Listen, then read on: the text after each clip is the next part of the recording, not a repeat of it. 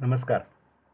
Income टॅक्सच्या नवलनगरीचा आज हा 10वा आणि शेवटचा भागात मी अभिवाचन करणार आहे. काल काही लोकांच्या प्रतिक्रिया आल्या, त्यातली एक म्हणजे आमच्या एक जुने इन्कम टॅक्स अधिकारी होते, त्यांच्या मुलाचा मेसेज आला. ते लिहिलं की तुम्ही सांगता ते सत्य आहे, आमच्याकडे तुमचं ग्रीटिंग कायम येत असे, आम्ही ती वाट पाहायचो कवितेकरता. आणि तो पुढं त्यांनी लिहिलं की आमचे बाबा 2011 सालीच गेले, पण तरी 2017पर्यंत तुमचं नियमानं ग्रीटिंग येत होतं. पुस्तक केव्हा होईल तेव्हा मला कळवा, मला जरूर घ्यायचं आहे म्हणून. या अशा प्रतिक्रिया नेहमी उत्साह वाढवणाऱ्या असतात. याचं सगळं लेखन माझं काल पूर्ण झालं. त्यातला पहिला जो सुरुवातीचा भाग आहे तो मी आज आधी पहिल्यांदा वाचणार आहे. मग मधले 2 भाग आणि मग शेवटचा समारोपाचा भाग वाचणार आहे. नवलनगरीच्या प्रवेशद्वारावर. इन्कम टॅक्सचे नुसते नाव ऐकल्यावर येणारी पहिली प्रतिक्रिया असते ती नेहमी अप्रीतीची आणि कटुतेची. आपल्या कष्टाने मिळालेल्या उत्पन्नातून काही रक्कम कर रूपाने वसूल करणारे ते खाते आहे, अशीच भावना असल्याने ते स्वाभाविक आहे. पण कोणत्याही सरकारला देश चालवण्यासाठी पैशाची गरज असते. त्यासाठी नागरिकांकडून कर वसूल करण्याशिवाय पर्याय नसतो. त्या पैशातूनच सरकार आपल्यासाठी संरक्षण, रस्ते, पाणी, वीज अशा असंख्य सुविधा उपलब्ध करून देत असतो. त्यामुळे योग्य ते कर देणे आपले कर्तव्यच ठरते. पण हे समजले तरी इन्कम टॅक्सबाबत अप्रिती, दुरावा आणि थोडा रागही आपल्या मनात असतोच. त्यामुळे हे खाते, तेथील अधिकारी, स्टाफ व वातावरण निश्चितच कडवट व रुक्ष असणार अशी आपली त्यामुळे मनोमन खात्री असते. या अशा वरकरणी रुक्ष वाटणाऱ्या इन्कम टॅक्सच्या क्षेत्रात मी 1963 साली कर सल्लागार म्हणून प्रॅक्टिसला प्रारंभ केला. आज 2020 साल आहे, म्हणजे माझा या प्रॅक्टिसचा 57 वर्षांचा प्रदीर्घ प्रवास घडला आहे. या काळात मला आलेल्या अनेक वेगवेगळ्या अनुभवामुळे तो प्रवास मला कधीच रुक्ष कंटाळवाणा वाटला नाही. हे अनुभव कधी गोड, कधी तापदायक, कधी सुखावणारे तर कधी कोपणारही होते. त्यामुळेच मला इन्कम टॅक्स म्हणजे कायम नवलनगरी वाटत आले आहे. या 57 वर्षात इन्कम टॅक्स कायदा आणि त्या खात्याची प्रशासन पद्धती यात खूप बदल झालेला आहे. 1963 साली व्यक्तीला असलेली करमुक्त उत्पन्नाची मर्यादा फक्त 3600 रुपये होती. हे ऐकून तुम्हाला धक्का बसेल, कारण आज ती जवळजवळ 140 पट वाढून 5 लाखापर्यंत गेली आहे. पूर्वी करदात्यांची संख्या कमी होती. 100% केसमध्ये ऑफिसमध्ये बोलवून स्क्रुटी होऊन मगच आकारणी होत असे. करदात्यांची संख्या जशी वाढली, त्यांच्यावर विश्वास टाकण्याचे धोरण वाढले, तशी ही स्क्रुटिनीची टक्केवारी 50%, 20% करून आता अर्धा किंवा पाव टक्क्यावर आली आहे. संगणकीकरण वाढत जाऊन आता लवकरच ऑफिसला न बोलवता त्या 0.5% केसेस ऑनलाईन असेसमेंट होणार आहेत. या सगळ्या आमूलाग्र बदलांच्या काळाचा मी साक्षीदार आहे. त्यावेळेला प्रदीर्घ काळातील असंख्य अनुभव की काही मजेशीर, काही वैतागाचे, ज्यांना हिंदीत खट्टे मिठ्ठे असे म्हणता येईल, अशा अनुभवांची सफर तुम्हाला या इन्कम टॅक्सच्या नवलनगरीतून मी घडवणार आहे. या सफरीतील व्यक्तींची आणि गावांची नावे तर कधी वर्षे मी जाणीवपूर्वक बदलली आहेत. मात्र जिथे त्या व्यक्तीला श्रेयस द्यायचे आहे, तिथे मात्र ती आवर्जून खरीच नमूद केलेली आहे. यातील 2-3 विनोदी किस्से, त्या विनोदी किस्स्यांच्या ठिकाणी मी त्याचा स्पष्ट उल्लेख केला आहे, ते वगळता बाकी सर्व अनुभव माझे स्वतःचे आणि 100% सत्य आहेत. याशिवाय ही सफर वाचकांना रंजक वाटावी म्हणून मुद्दामच ती कालानुक्रमे न ठेवता प्रसंग योग्य तसे मागे पुढे येत राहणार आहेत. एखाद्या सफरीवर जाताना गाईड आपणाला काही पूर्वसूचना देतो, तशा या इन्कम टॅक्सच्या नवलनगरीच्या सफरीच्या पूर्वसूचना आहेत. त्या लक्षात ठेवा आणि चला तर प्रवेश करूया या नवलनगरी. हा पहिला त्यामधलं प्रकरण आहे. आपण कालही काही किस्से बघितले. अनेकदा असं वाटतं की मी सांगतोय त्यावर की मला सगळे चांगलेच अनुभव आले, कधी काय त्रास झाला नसेल. पण त्रास झालाच. त्याचा काही हितशत्रू निर्माण होतात, काही त्रास देण्याचा प्रयत्न करतात. त्याच्या संबंधित एक अनुभव, त्याचं नाव आहे बुरी नजरवाले तेरा मुंह काला. आयुष्यात तुम्ही कितीही काळजी घ्या, कोणाचे अहित न चिंता सरळपणे वागा, पण तरीही काही व्यक्ती अशा भेटतातच की ज्यांना आपली प्रगती, उत्कर्ष बघवत नाही. असे लोक काहीही कारण नसताना आपल्याशी शत्रुत्व लागतात. आपल्याला कसा त्रास देता येईल हे पाहतात, बदनाम कसे करता येईल याची संधी शोधत असतात. आणि ती मिळाली की त्यांना आसुरी आनंद होतो आणि ते मग लटपटी करून त्रास देण्याचा प्रयत्न करतात. हा प्रयत्नही दुसऱ्याच्या मागे लपून असतो.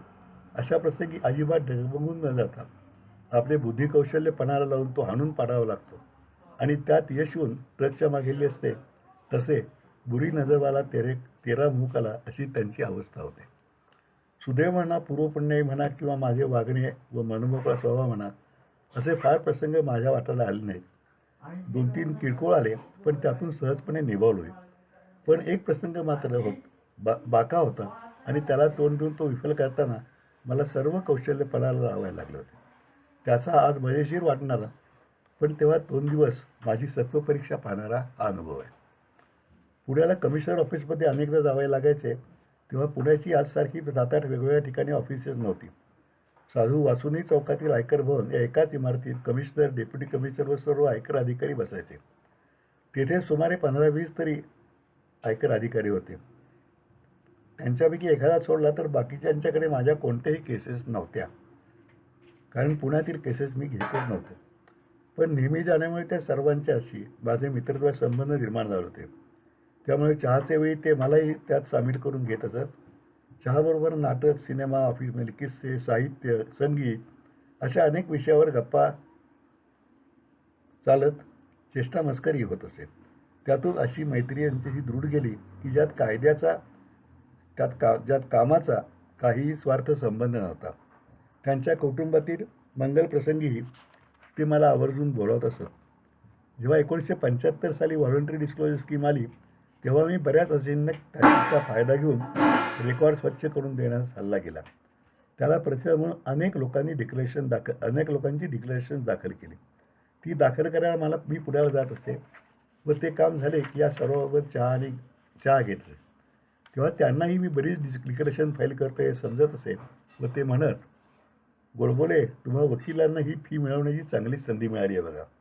त्यांचे म्हणणे खरी होते, कारण काम खूप करायला लागायचे आणि अगदी कमी पण योग्य फी घेऊनही त्याची बेरीज चांगली होत असे. मी ती कबुली प्रांजळपणे देऊन वर म्हणत असे की ते खरे आहे, पण सर्व फीच्या पावत्या मी दिलेल्या आहेत बरं का. आणि ते ऐकून हास्यकोळावर चहाचा आणखी एखादा राऊंड होत असे.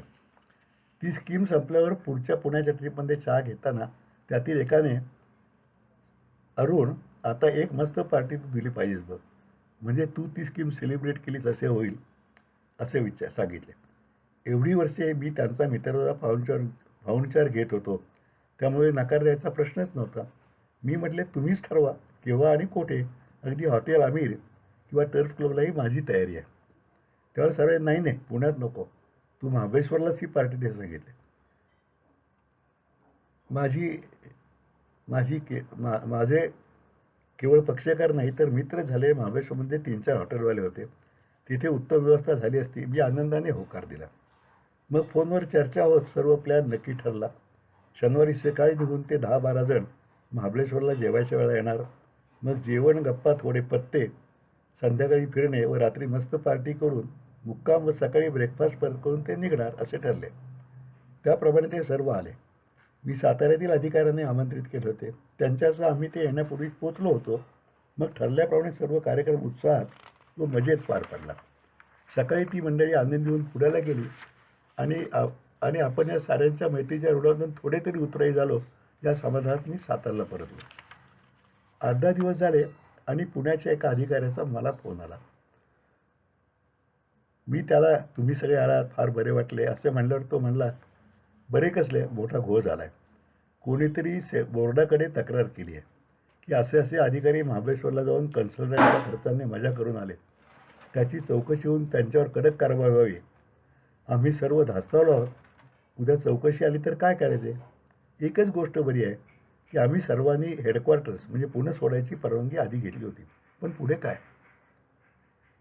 तोच नव्हे तर आलेले सर्वच जण धास्तावलेत. कारण बोर्ड म्हणजे इन्कम टॅक्सचे सर्वोच्च अधिकार असलेले दिल्लीस्थित central board of direct taxes. त्यांच्या चौकशीचा शेवट या अधिकाऱ्यांना प्रचंड त्रास होण्याची शक्यता, हेही त्यांनी पुढे सांगितले. हे ऐकले मी अक्षरशः सुन्न झालो. आपल्या केवळ मित्रभावातून निस्वार्थ बुद्धीने केलेल्या पाहुणचाराचा या सर्वांना विनाकारण मनस्ताप व त्रास होणे म्हणजे माझ्या कारकिर्दीला डाग लागण्यासारखे होते. त्यामुळे यातून काही करून मार काढायची नैतिक जबाबदारी माझीच होती. सर्व काम बंद ठेवून शांतपणे विचार करत बसलो. विचार केल्याने मार्ग शोधून काढला. त्यांना उलट फोन करून काहीतरी मार्ग नक्की काढतोय सांगितले आणि कामाला लागलो. मैत्रीचे शासकीय व राजकीय संबंध पणाला लावले. 2 दिवस अथक प्रयत्न, धावपळ केली आणि तिसऱ्या दिवशी उठून पुण्याला त्या अधिकाऱ्यांना भेटलो. बॅग उघडून त्यांच्या टेबलावर कागदपत्रांची फाईल ठेवली. त्यात त्यात हे अधिकारी ज्या 2 हॉटेलमध्ये मुक्कामाला होते त्या हॉटेल्सची, त्या अधिकाऱ्यांची लॉजिंग, बोर्डिंग आणि चहा नाश्ता या सगळ्यांची त्या दोन्ही दिवसांची बिले होती. त्याशिवाय त्या प्रत्येकाची निघतानाचे वेळी बिल रोखीने पेड केल्याची वैयक्तिक पावती होती. म्हणजे आता कोणीही चौकशी केली तर तो प्रत्येकजण होय महाबळेश्वरला गेलो होतो आणि राहिलो सुद्धा, पण स्वखर्चाने असे पुराव्यासहित ठोस उत्तर देऊ शकत होता. शिवाय पुण्यातील 3 टॅक्सींचे पुणे महाबळेश्वर पुणे असा प्रवास केल्याची, त्यापैकी 3घांचे नावची बिले व पावत्या होत्या. म्हणजे एका टॅक्सीत 4-4 जण गेले हेही सिद्ध होतोय. हे सर्व पाहिल्यावर त्याने सुटकेचा निश्वास टाकला. पण त्यानेही इतरांच्या अशा इन्क्वायरीज केल्या होत्या.